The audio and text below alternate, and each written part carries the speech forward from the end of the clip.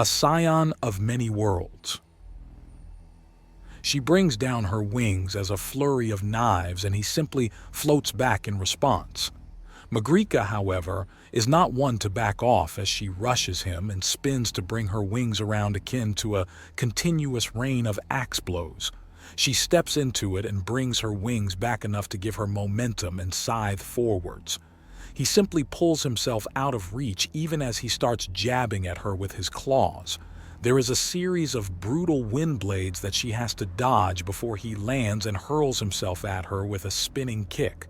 She probes at him with numerous spearing tendrils from her wings, each one serrated to grab at his fur or flesh depending on whether she hooks in. She can't help but laugh at the absurdity and exhilaration of the situation, especially as he coats his claws in liquid flame and slashes at her, leaving burning gashes in the air as he moves. "Something funny?" he asks, calm despite the fight, somehow at home in combat. She hurls a pair of boulders to block his sight for a moment before thrusting her wings forward and then unfolding them to slam down. He lets the stone shatter against himself, catches the first thrust, and then weaves away to dodge the secondary slam. "Just how much you've changed. We've met a little more than a month ago at most.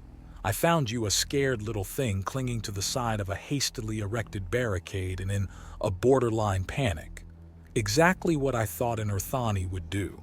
Then you grabbed me around the neck and everything just got more and more entertaining since. And I knew I was dealing with something special when you nearly chopped my wrist off as a way to get me to let go. Well, I had to do it just so. Urthani hands clench in rigor mortis and I still wanted answers out of you." Magritte answers and Jasper chuckles in response even as he slams down his wings to throw her off balance again. It doesn't work this time, but it does put her in the wrong stance to deal with the huge lungful of fire. So she jumps back and starts to take her own lessons from the Erumenta and blasts some wind back at him to push against the big lug. But the lug is big, so her first wave of air barely ruffles his fur and antenna, and he comes down at her like an avalanche and she dodges back from the strike.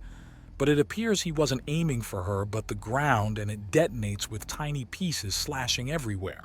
She's slightly off balance as she finds herself rushed and she has to dodge a rising attack that crosses over itself like an X. Jump left, rush right, and then spin to parry a thrusting claw, and then stab backwards with the other even as she starts to move away. Jasper's response is to fling himself backwards and spin around with his foot claws spinning like the front of a drill. She doesn't even bother looking back as she hears his wings snap out and he rises up.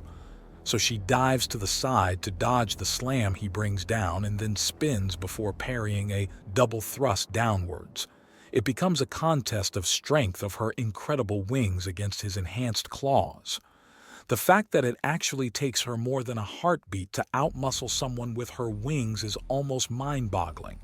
She has uppercut and snapped the neck of creatures so enormous that even the oversized Jasper could simply walk down, its open mouth and into its throat. She trained them by resisting avalanches until it required no effort. She pushes him back but is forced to suddenly retreat as he has not forgotten his feet to avoid getting sliced into. However, he pulls on her wings and slams her down before she rises to catch the middle of his foot to her face, and she is sent tumbling back. She slams her wings together and actually catches his attempted stomp around the ankle as she snaps out her arms and holds onto his leg tight to slam him into the ground before standing up with her hands out, palms outstretched. Jasper stops his next attack and takes in the pose. "I think that's enough. We're at the point we'll have to really try hurt each other to do much more. You're on top of a good game, so am I. We stop now before we kill each other, okay?" she asks, and he nods. "Right, you're right. Not to mention I have to make sure Terry and Clarity are ready as well." "What about Feathers?" Magritte asks, and Jasper considers. "She's a good fighter, but better with a group." "She is a good commander and soldier, just not so much a champion," Jasper replies.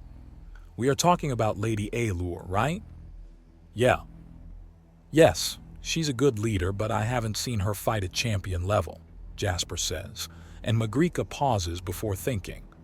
Where do you think you are as a champion? She asks him. Moderate? Acceptable levels?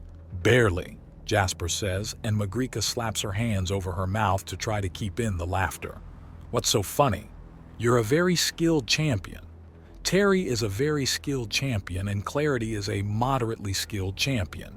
Lady Alier is on the lower scale, but she is a champion. Oh, I'm going to ignore that and pretend that I'm still in a lot of danger. It's worked very well for me so far. But I'll be speaking with Alier if she's on board with coming along.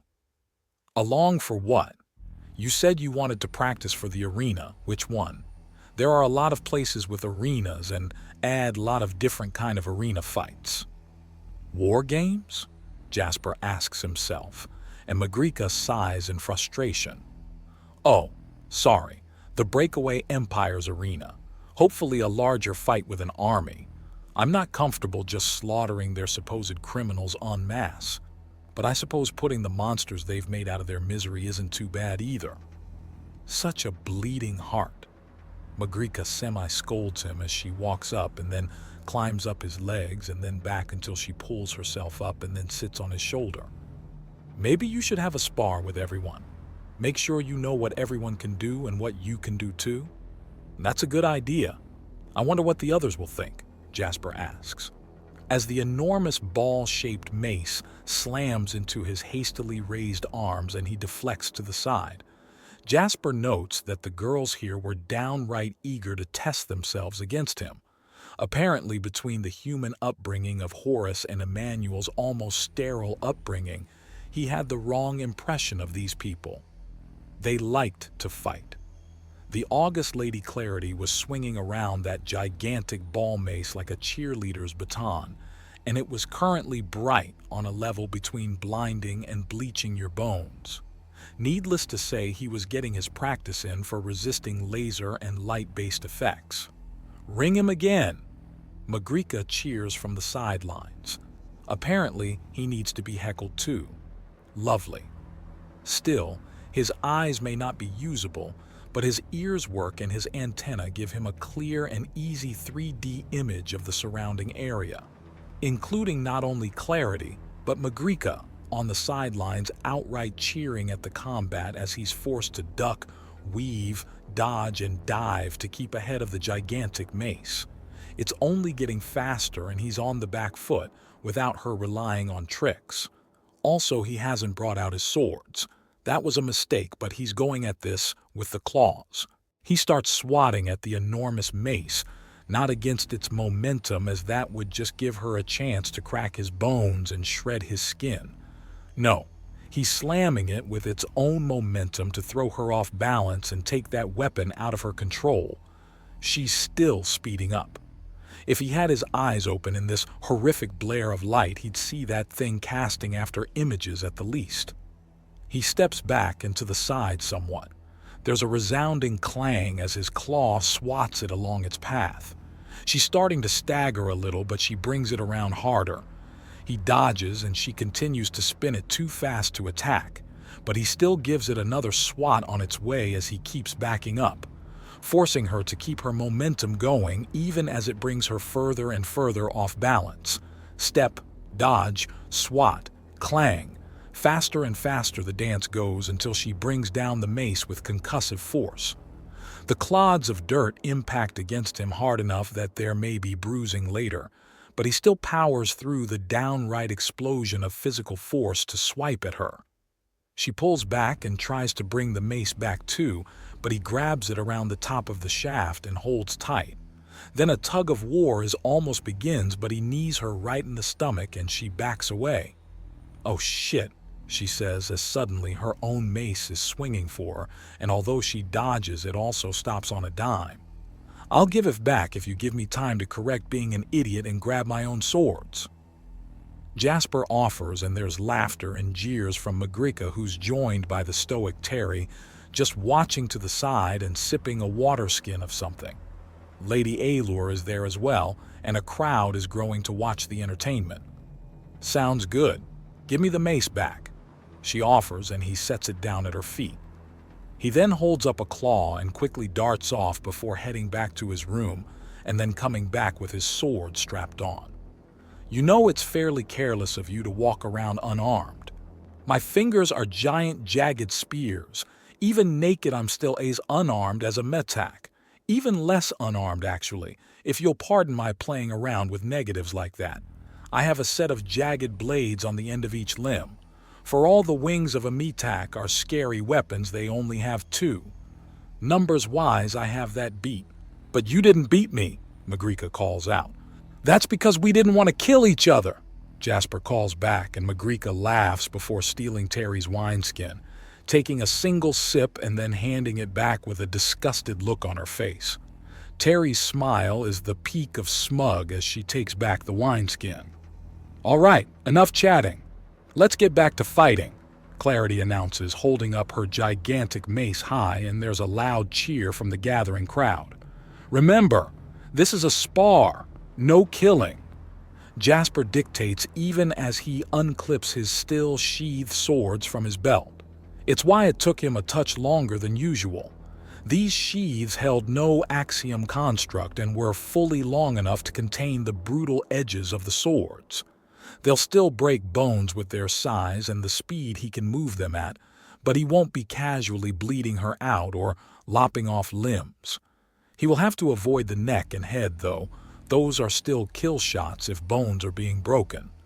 She opens the offense with a pummel strike that he sidesteps only to find himself backstepping well away, as it was just a setup to position him into a massive slam by that weapon. She twists it to conserve momentum and all but hurls herself and her mace forward as she brings it around again. She's forced to pull back hard on the brutal attack in order to dodge a strike from Jasper, who then starts to press her. The oversized ball head of the mace gets repurposed as a shield. She steps with and around even as Jasper tries to lever it away, and he finds the side of his knee kicked with savage force. He moves with the blow and pivots to bring his swords down, forcing her behind her mace again, and then forcing it to the ground before he brings his swords forwards for a stab that she rolls back from before reefing on the mace to bring it out and block his swords for a moment. She then steps forward and swings so hard with the mace that Jasper doesn't even try to deflect, and he instead jumps over it. The wake of the attack ruffles his fur and antenna hard, but he's much more capable in the air than most opponents that would try this. She expects the swords. She barely dodges his foot claws as he slashes down at her. He's then forced to zip up a bit to get out of range of her next swing, and then he slams down hard. He locks a foot around the handle of the weapon and brings down his swords, stopping them just as he'd be in position to either literally disarm her or force her to give up her mace. Disarmed either way. "I have more training to do," Clarity notes with a slight huff. "You did well. You did very, very well."